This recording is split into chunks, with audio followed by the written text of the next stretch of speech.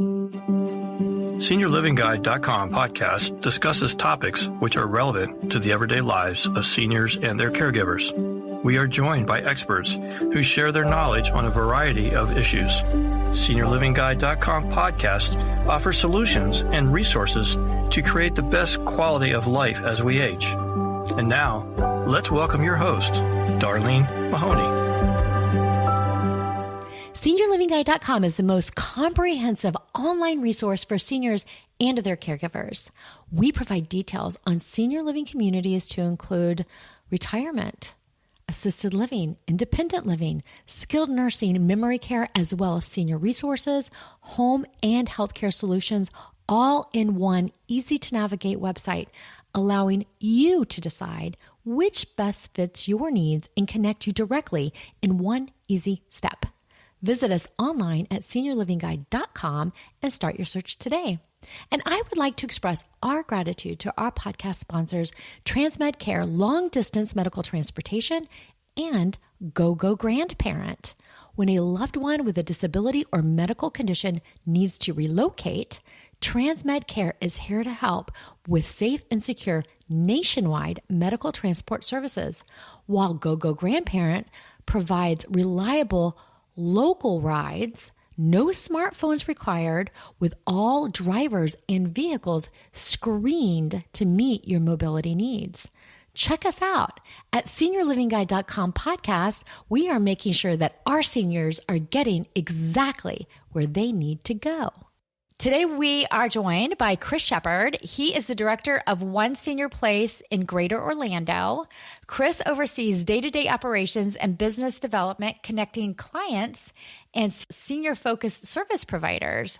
One of the things that I really enjoy about Chris, as I've really gotten to know him, is that he believes gratitude makes the world a better place. And I really like that about Chris. I do believe that. Yeah. Thank you so much for joining us today. So one of the things that when I was getting to know Chris and talking to him a little bit, is that he was sharing with me the power of music with those, with seniors, but seniors specifically that were facing some cognitive decline or dementia and Alzheimer's diagnoses.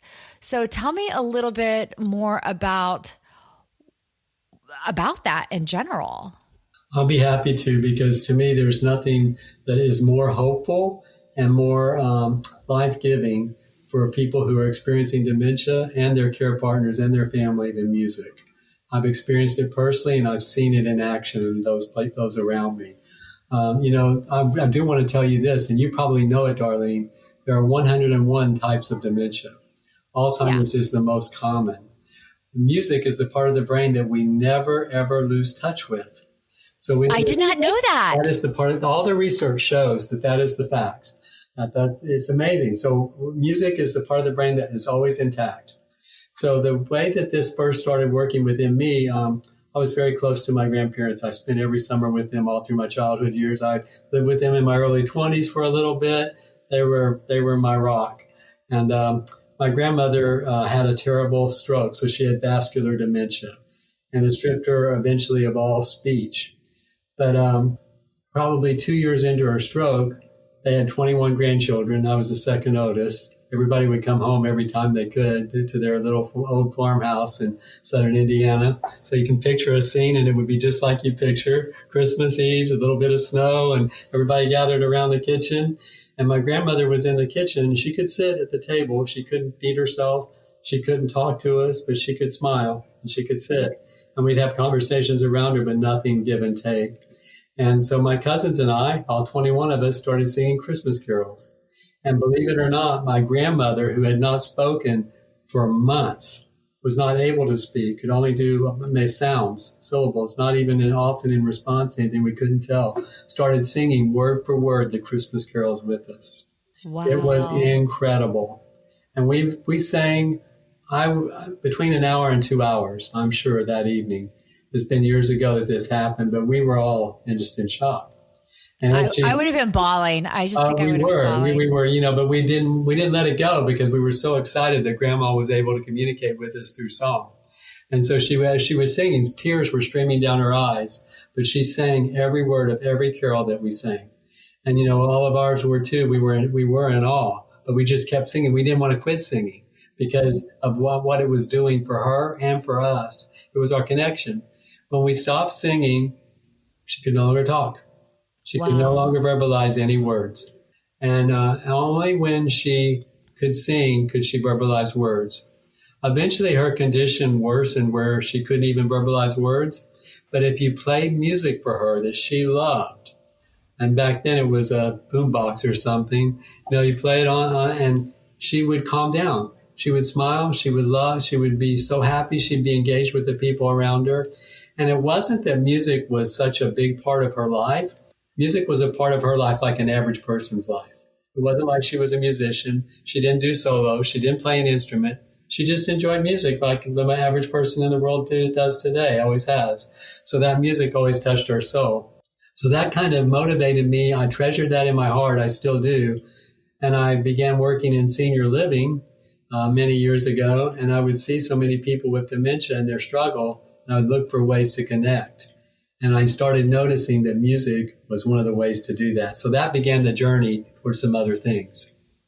That is an incredible story. Those are the things that I think we really need to continue to highlight when we're reaching people that, especially caregivers that are working with or living with or taking care of their family members with dementia, because I think a lot of times they don't realize that they may utilize the television to kind of occupy the mind of the person they're taking care of when they can't be that person that's, having conversations or they're doing activities or whatever the case may be. They may not realize that music is really probably a really amazing, great choice. I really think it's the best choice. In fact, I'll tell you this, when you mentioned television, I personally would recommend staying away from that unless you feel like someone really connects with something, because the research shows that many people with dementia, when they're watching a show, they can't distinguish between what's real and what's on the television or the screen. So if they often see something on the screen, they feel like it's right there in the room or right there in their immediate surroundings. So that can be really distressing. That can be confusing. The sounds can be confusing. But, I'm not a music expert. I have no training in music. I just know what it does for me personally. I know what it does for everyone around me. Remember, I was talking with a friend recently, I was becoming a young adult in the 80s, and everybody listened to the top 40 radio stations. It wasn't like today. And, we all knew the songs, and when we hear them, we know them. We start singing them, so I think it's still that way today. People still connect with music. They may have different genres, but if people can be connected to the genre that they love, the tunes that they love when they have dementia, and I can tell you much about this, it helps in so many ways. It helps with agitation. It helps with sundowning. There's just a lot of research that shows this. Yeah. Even for even me and probably you, and I think most folks, if they hear a song, especially from I want to say their youth, their high school years, their middle school years, all those, the times in their life where they have specific angst or things going on. If they hear a song that brings them back to some of those times when they have maybe young love, or they have different things that are going, or breakups, or, their first child or their children are being born, or those types of things, those songs can literally transport you back to that time. Absolutely. Absolutely. And it still does it for people with dementia. They can't verbalize it, but the research shows that it's there. There's a connection. So that's remarkable. There's a movie, you may have heard of it, called Alive Inside. Anybody can look it up. And it shows visually the power of music with people who have dementia that are nonverbal. And so the research shows that sometimes people who are even nonverbal, when they hear music that they love, that there was their song, like you just referred to, for a couple of minutes after that, they'll be able to have a conversation. So it does something deep within them. I'm not saying it's a healing for dementia. I'm not saying that it makes it go away, but it reaches the person emotionally because they're still there. That person is still there. They just can't connect with us in the way that they want to. And music helps them find a connection, and it helps us find a connection with them. That is absolutely incredible. I love that. So are there specific programs that people can utilize that helps them really understand how to integrate music, or is it just something that you would just do on a daily basis? Well, There are different, there are different organizations that focus on Alzheimer's that are realizing more and more, and dementias, the power of music. So it doesn't matter where someone lives. If they connect with an organization that is focused on dementia and Alzheimer's, they should be able to find somewhere in their area that uses music to connect with people. Unfortunately, it's not promoted enough, I feel. People don't know about it enough, but there's those organizations will help someone connect. I think that I've heard this many times, and I've done it myself, and I've advocated for it with people, and they've told me what a difference it makes.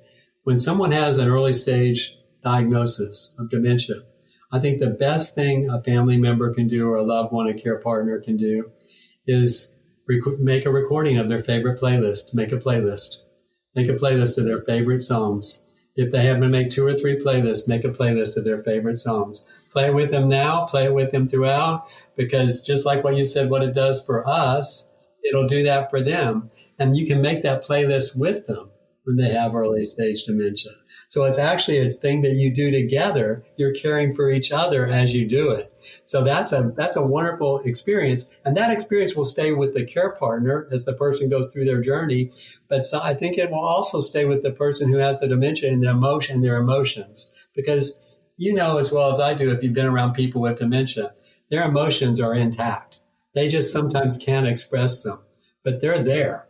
And so that music is something that brings that to life. I could tell you a little bit about a choir that we started here locally, and there are other choirs like it around the country. Maybe someone here would want to start something like it if you wanted to hear about it. Yeah, no, I would love to hear about that. I think people can hear about what other areas are doing and recreate it in their own area. And that's Absolutely. How we can continue to give back to those folks. Absolutely. And I was working for a senior living company, and one of my focuses was community connections. And I'm passionate about people with dementia. And I knew about this with music. And so I found out that there were choirs that were there were some in the Twin Cities in Minnesota, one in DC, UK, the United Kingdom has several choirs for both people with dementia. And the choirs involve the people with dementia and their care partners. So that really intrigued me, because support groups are great. But support groups are usually, and they need to be there, they're very important, but they're focused on helping the care partner. That's what I like to call someone, because you're still a partner, not the caregiver. It's fine, but I love to call people care partners because they still care for each other. So, the care partner and the person with dementia, they're both care partners, are in there together, and they're not focused on the disease. If music's involved, they're focused on joy and the things that make them laugh. And so I saw that in my research and talking with people who lived in these various places and reading. I thought, wow, why couldn't we do that where I live? And so I was able to find some funding, and you don't need that much funding just to be able to have a piano player if you can't find a volunteer, and someone who can lead the music. I can't lead it. I can't sing worth a darn. All I can do is make a joyful noise, Yes. But I like making a joyful noise, especially in the shower or with someone that I love. And so, and just so there we started this choir with different groups. I will tell you this. In the area that I live, which is Central Florida, it was the first time that all the organizations that were focused on dementia, that were nonprofits, ever worked together for a single go. And I think that in itself demonstrates the power of music. And I think that if we did it here, that could happen in many places. And those organizations worked for that single go to start this choir like nobody's business. It's called Musical Minds. So so there could be a similar choir started anywhere. In this market, we didn't do it as a performance choir. There are choirs for those with dementia that are performance-based. Sometimes we have performances, but it's really a sing-along choir. So people who came didn't have to have a big background in music, but we studied the demographic of who the people who were coming, the age range of who were coming, and the people who put it together came up with the most popular songs from that demographic. How hard is that?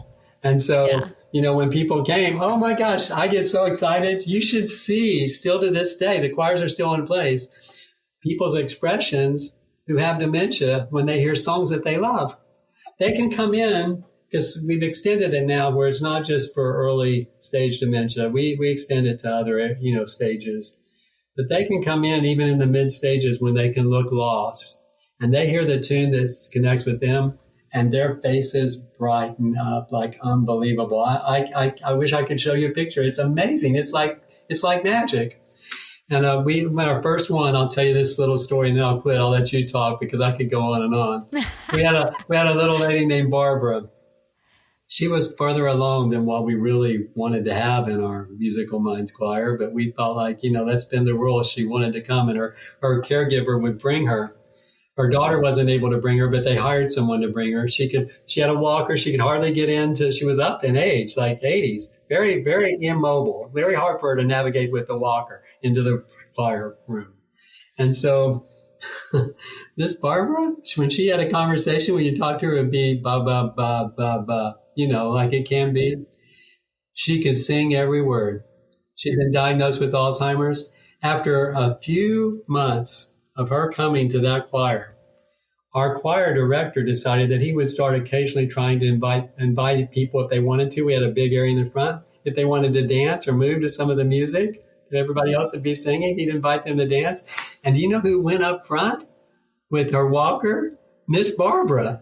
And she put it aside, and she was and she could hardly move, but the music unleashed something for her. And she was getting down. She was getting down every week.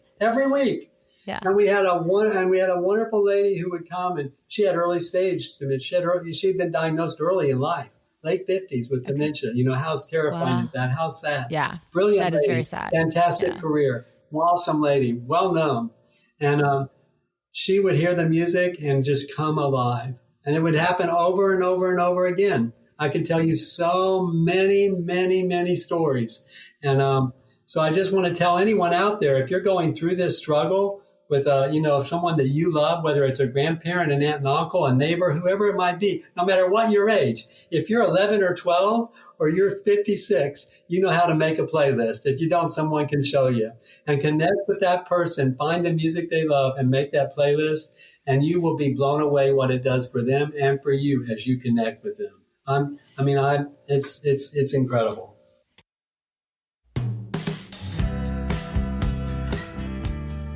TransMedCare long-distance medical transportation is a business built on care.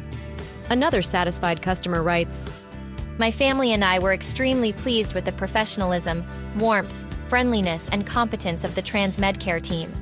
They were on time, patient, obliging, and kept in touch regularly during the ride from New Jersey to Florida.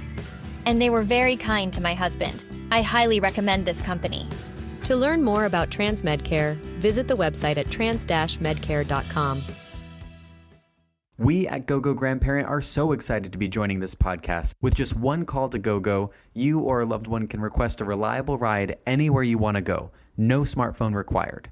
All drivers and vehicles are screened and monitored to meet your mobility needs and can accommodate impairment equipment, such as a walker or a wheelchair. Plus, GoGo membership offers concierge services on meals and grocery delivery, as well as home services, which can include maintenance on your home, cleaning, gardening services. To learn more or sign up for GoGo, call 1-855-970-6294 or visit gogograndparent.com/SeniorLivingGuide. So I wanted just to clarify. So who is in this choir that it's called Music Minds? Musical Is Minds. that what? Musical Minds. Okay. So is it just regular people that are going to sing to folks with some cognitive issues, or people that have cognitive issues that are in the choir? People that have cognitive issues are in the choir with their... Oh my gosh. There you go. Okay. I was not understanding that. Okay. With their care partners. Okay. So that's really cool because it's people with cognitive issues with their care partners. Okay. All right. I was not understanding that from the very beginning. I'm so glad I asked the question. Thank you. That completely makes sense and maybe you mentioned that and I completely missed it, but I get what you're saying now. Yes. Okay. So they're able to entertain and sing along with their care partner in the choir themselves. Yes. And it's not a performance-based choir, so anyone can do that. Right. It's a sing-along choir. Okay. If you want it's a sing-along choir, I think you could. Okay. But it's a sing-along choir. So they pick songs that are very well known. The words will be on the screen, but often, I had this experience just a week ago where I work. One of our businesses had an 80s party, and it was hit tunes from the late 80s. And a lot of people came. And I knew so many of them. I wasn't even there. I was in my office, but I could hear the songs. And some of them I hadn't heard for years. But the words were just coming back to my mind.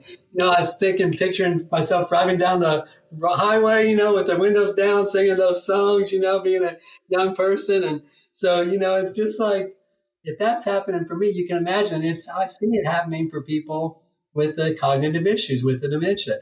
They may not even be able to read the words anymore. But right. When the songs connect with them, they remember them and they sing them and they know at least part of them. And the joy it brings them, it's a joy that they don't often experience. So it's like a spark in their life. Yeah.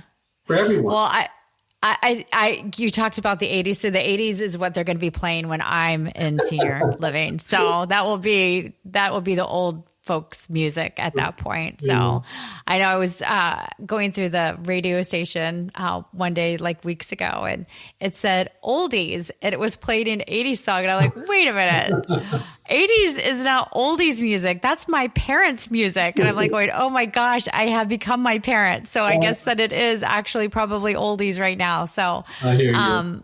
Yeah, for sure.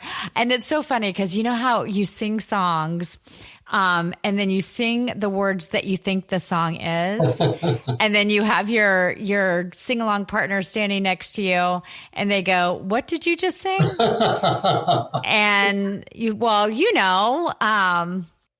I believe in Malco instead of miracles. And they're like, that's not quite the word. So, you probably have some seniors making up their own words to their own memories of what they think the song actually said. Sure, but it never matters, right? It never matters. It doesn't matter. Who cares? You're having a great time. Right. Who cares? And when you have a diagnosis like that, the great times become increasingly rare. So to be able to connect with them no longer what their stage is through music, what a gift. What a gift, Yeah. Yeah. Yep. I had a girlfriend, she would be singing, and this was not that long ago, that I looked at her and I said, what are you singing? She said, I believe in Malco. I said, I don't know what Malco is, but I don't think that's it. It's so true. I think too, a lot of hospice companies are finding, they already know the power of music, and music therapy is such a growing career path for many young adults, and it's so important. And I personally experienced this. Both my parents passed away recently, and the hospice company they were with had music therapists. My parents were, not even aware of what was happening in the room at the time, but the music therapists sang songs that they knew, and their faces lit up briefly. It touched everyone in the room. It touched them, even as they were getting ready to pass from this life. So I think even that shows that the power, it's becoming more and more recognized, the power of music, but you don't have to wait for a music therapist to come to you. Right. That's a great thing to have. Thank God we have them. But, you don't have to wait for to have a sing-along choir. Because of our wonderful technology today, you can create a playlist for the person you love if you live in the most remote area and connect with them through the power of music, which I just think that's incredible. Right. And we don't even have to try to put it on an 8-track tape or, the regular tape back in the day when it would get all you'd have to get a pencil out and tighten it up because it would get all loosey-goosey, because we can just get on all the different apps, whatever you're utilizing, and create them. When I was growing up, I have memories every Sunday. It's so crazy. My mom was the school teacher. So on Sundays, she would, we would go to church in the morning, but then every afternoon was all afternoon, she would do all her lesson plannings. So they had an office, and then my dad was an architectural engineer. So he would be working next to her, and they would spend Sunday afternoons, in their office. But in the office was a couch and it was also like a den area. And I can remember going and laying down in there and reading while they did all this work, and they would play, ABBA every Sunday. That's so cool. I just have memories. Every time I hear ABBA, I think of my parents. Sure. Yeah. Because that's what it does, right? It takes you back to a place with a person, or some experience. And if you are losing your memories and you can connect to the emotion, oh my gosh, it's wonderful. And the comfort of just being in that safe environment at home with my parents, just working away. And, Sundays were always lazy and you're tired and you're just winding down from the weekend. And it was just always, I don't know, it's a safe place. It's just Absolutely. a very good memory without, anything major happening or excitement. It's just that it's home, it's comfort. Yeah. Absolutely. Yeah, for sure. So is there with this choir that you're talking about, is there like a website or information where people can kind of go to if you're listening in a different state and you think, I really like this idea, that how can I get more organized? Or is that something that people are just going to have to kind of do on the fly? Is there something where they can get more information? Sure. I'm no longer on the board of Central Florida Community Arts, and I was on the board for a while, but that was after the choir started. But Central Florida Community Arts is a very well-known organization in the Orlando area. It's a very large music organization that's pretty much known by people in the arts across the nation. And they have a page on their website called Musical Minds. I'm sure there would be someone there that would reach out to you. I'd be glad to, if people want to reach out to me, I'd be glad to reach out to them if you want to put that information on the podcast. I'd be glad to connect people with others that could help them. Okay. It's not a hard thing to pull off. You need some volunteers who are warm and easy, loving and caring to welcome people when they come in and help them find their place. You need people to not be afraid to sing out, even if they're not worried about their voice. You need to just help people feel comfortable. But if you have that and you do some research on the demographic that's there, the generation and what the favorite hits were, you're going to hit it. It's going to be a great, great experience. It takes commitment on the volunteers' part to play a part of it. It takes commitment, but it's a fantastic thing. But again, you don't even need to have that to connect with people through this music. No, I love that. I feel like it's just connecting with the right people, organizing yourself a little bit. It's clearly not something that's fancy. And I think clearly senior living communities can do that as well. They can organize their residents and their families as well to join in and make it, a community activity with family members. I think is an incredible experience because I don't know that you always get that. I think it's, a lot of times more of the residents and then the family members come and visit versus something that they can, an activity that they can actually do together on a regular basis. Absolutely. And to be able to do that activity together. Oh, wow. Wow. Think about it. When someone has late stages, eating becomes a real difficult task. Even in mid stages sometimes because of the coordination, because dementia affects our eye-hand coordination, everything. We all know this. So it can become a challenge for the family to go during that time. It hurts. It's hard, but you want to be there. But if you have something that you can do that isn't like that, that's about something that you can share together, that's a win-win. That's a win for the person with the dementia. It's a win for the person who loves them. Yeah. My dad had dementia, and a lot of our listeners know that because I do talk about it quite often. And my dad really wasn't diagnosed for very long before he passed away. He was 72, so he was fairly young. But his mobility was one of his biggest downfalls with dementia. He started having some issues with mobility on being able to get around. Then he started babying his arm, like he had a little broken wing, and it was just, that's what it was. There was no damage or anything to his arm, but then he stopped being able to swallow. That was really where it really started affecting him. He wasn't able to eat. He couldn't swallow. And that really was more of an issue than the memory. He definitely had a lot of memory issues, but that wasn't as bad as what was happening with him on the physical side.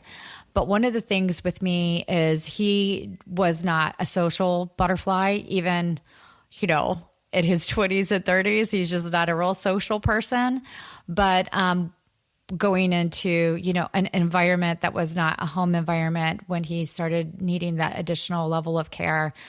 He really didn't socialize. But when they did turn music on, there was a lady at his community that played piano. She would go sit at the piano and play. I think she played professionally at some point in her life. So she'd get on there and play.